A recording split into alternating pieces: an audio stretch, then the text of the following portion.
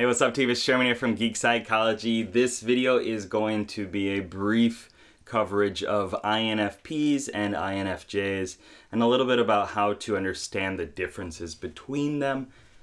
It's a deep topic, it's a difficult topic, but I'm going to try to give you kind of just the tip so that you can understand how to understand the different types going through, okay? So mainly we're going to talk about the first two functions, depending on how much time I have and how quickly I can speak, which is not very fast. So starting out, INFJs and INFPs, some of the similarities that I'm sure you'll pick up on are they're both introverted, so their main focus in their dominant function, their main approach to life is bringing their energy inward and trying to kind of refine or track different ideas and, bring it in first before acting on it. And after that, N is intuition. So this is kind of the realm of ideas, possibilities, hypotheticals. It's abstract. It's not real tangible sensory stuff, but they're in the realm of ideas, in their thoughts, questioning things. And then the F is for feeling. So this is a way of making decisions, and it's different for each of them. But in general, feeling is looking at the human-centric ideas, trying to see what is appropriate or right in whatever context they're approaching it at. So it's not that logical, detached thinking side, but it's more of like, how do I feel about this? How do other people feel about this? What is the humane thing to do? And that is not saying that thinkers cannot do the humane thing, but this is a feeler's approach to life, and it's how they identify themselves and their ego and their self and all that. And then one more similarity is that they are NF types. So bringing intuition and feeling together, you have what I like to call the enchanter style. Think of it as like a profession in a video game and an RPG. And it is looking at a situation and trying to see kind of what intangible buffs can they give to people to help people experience life a little bit better. This is assuming that they're good, healthy, on the right track, okay? They could be very evil people just like any other type. All right, good? So we got the similarities out. Let's talk about some of the differences. I'm going to do this in two ways. The first way is talking about which part of themselves is introverted and which is extroverted. And then the second half of this, depending on time, is going to be talking about the character archetypes that I like to use in order to understand in a more playful way. Okay?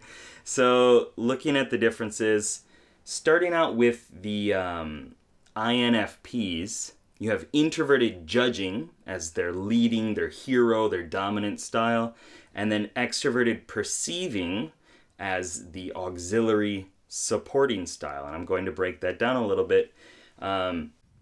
Judging functions are how you make decisions, how you rationally decide what you should do in a situation.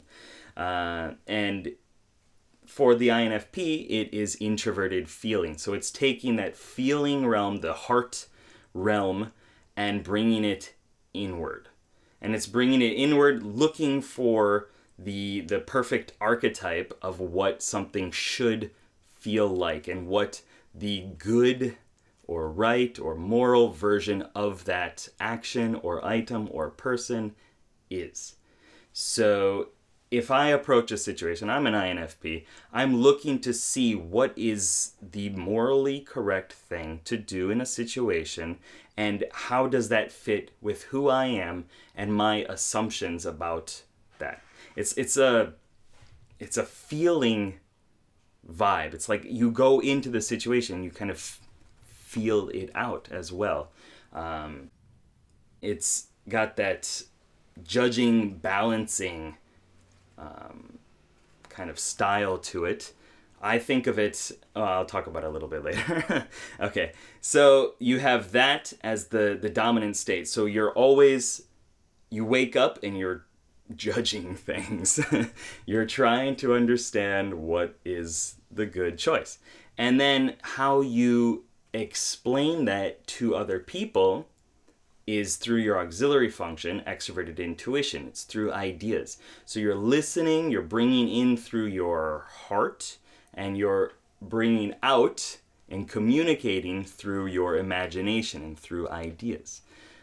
So when people approach an INFP for advice or for support, usually they're looking for new ways of seeing something, new ways of looking at a situation, metaphors, analogies, things like that.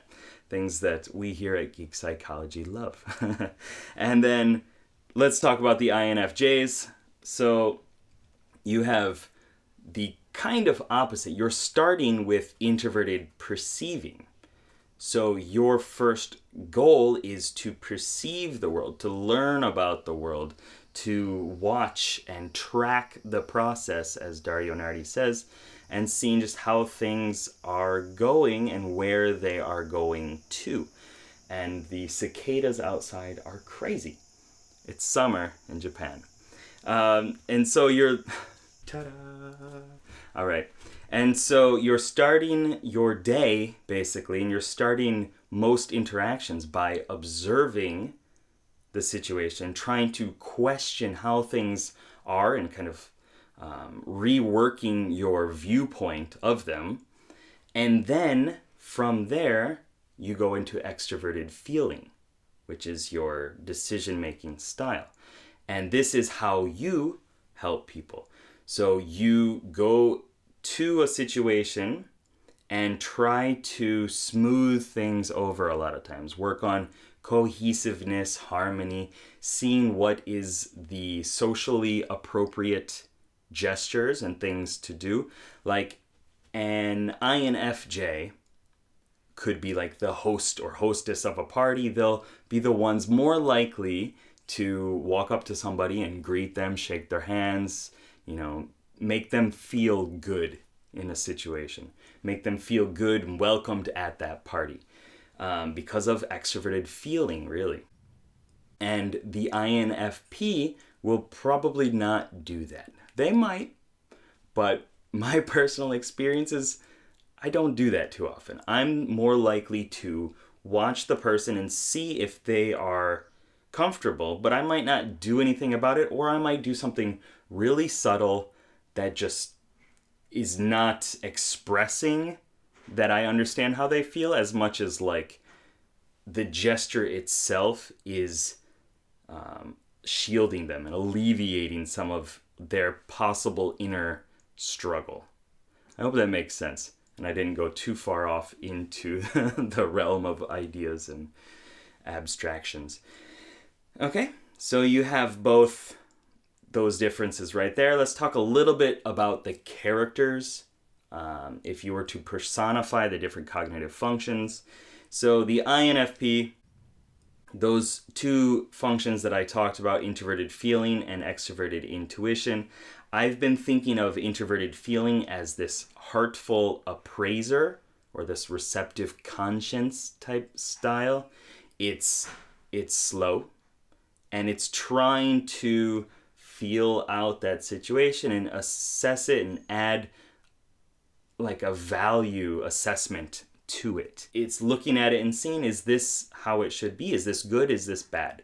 That is introverted feeling. And so it's coupled with auxiliary extroverted intuition.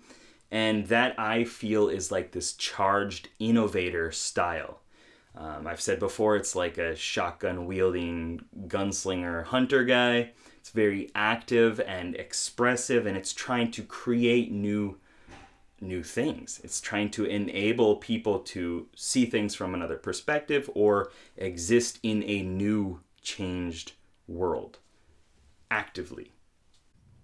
And then INFJs, those two leading functions that they'll have is introverted intuition, which I feel is like this serene visionary, this sentinel style, watching over things, seeing where things have come from, where they're going. It's this timeless understanding of the symbolic, unconscious representations. And so you can see that that is also introverted. It's got that serene style, that very peaceful Zen-like style, and it's envisioning and divining what will happen into the future. And then the auxiliary function for INFJs is extroverted feeling. The expressive ambassador is kind of the coupled words that I've been keen on recently. Expressive ambassador, they're the ones that are going to emote, express, and be the ambassador, create a connection, bridge between people, hopefully for the better of the world. Okay? So that is a brief rundown on INFPs and INFJs. I hope that it was clearly explained in this video. Remember, there are 6 more functions for each of these that I did not go into. I didn't go into like the relief state or the real troubles and the struggles. But that's what you get for a 12-minute video. All right. Thank you very much for watching. I hope this helped. And if it did, please share it with somebody else, because that helps me as well as it could help them too. Thank you very much, patrons. You guys are awesome. Thank you very much. Viewers, subscribers, everybody else, keep up the lifelong questing. Good luck, have fun. Peace.